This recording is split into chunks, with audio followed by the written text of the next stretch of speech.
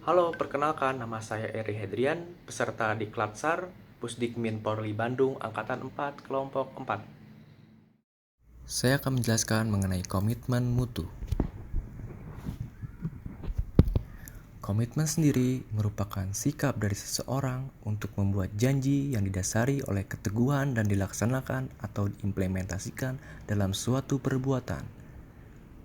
Sedangkan mutu merupakan standar yang ditetapkan oleh suatu instansi atau lembaga untuk menilai layak atau tidaknya suatu barang atau pelayanan untuk mencapai kepuasan konsumen dengan dicirikan melalui sifat atau ciri yang melekat terhadap barang atau pelayanan tersebut. Komitmen merupakan pemahaman konsep mengenai efektivitas, efisiensi, inovasi, dan mutu penyelenggaraan pemerintah. Efektivitas merupakan sejauh mana sebuah organisasi dapat mencapai tujuan yang ditetapkan, sementara efisien merupakan jumlah sumber daya yang digunakan untuk mencapai tujuan organisasi. Efisien ditentukan oleh berapa banyak bahan baku, biaya, dan tenaga yang dibutuhkan untuk mencapai sebuah tujuan.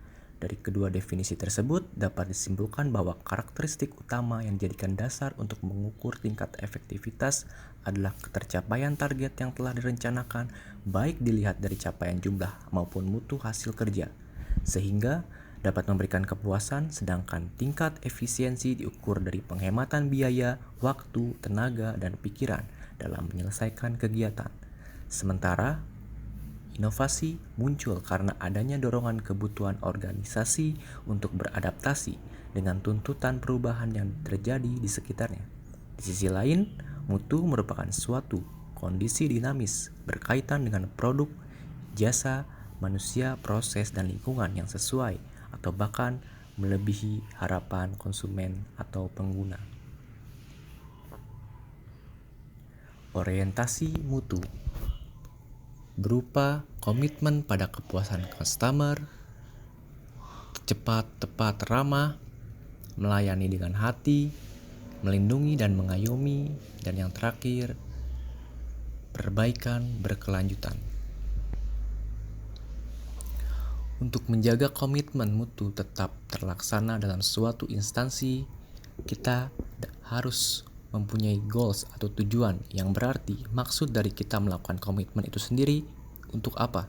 Jika sudah mengetahui tujuan, maka akan terbentuk kesadaran kita untuk mencapai tujuan kita tersebut.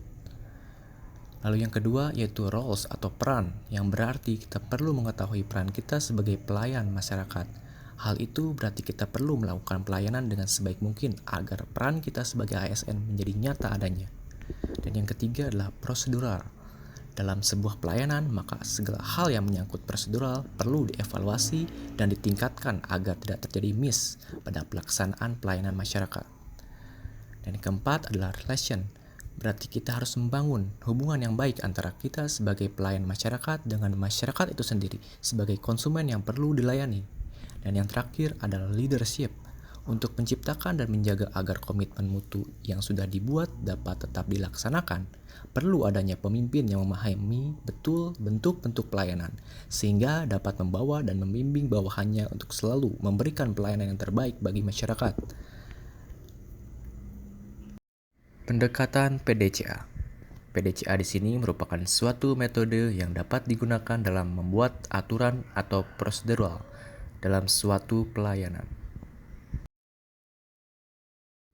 Target utama kinerja aparatur yang berbasis komitmen mutu adalah mewujudkan kepuasan masyarakat yang menerima layanan, apalagi dikaitkan dengan 3 fungsi utama pegawai ASN, yaitu sebagai pelaksana kebijakan publik, pelayan publik, dan perekat dan pemersatu bangsa. Maka dalam implementasi fungsi tersebut, pegawai ASN harus menunjukkan perilaku yang komitmen terhadap mutu, bukan sekedar menggugurkan kewajiban formal atau menjalankan rutinitas pelayanan.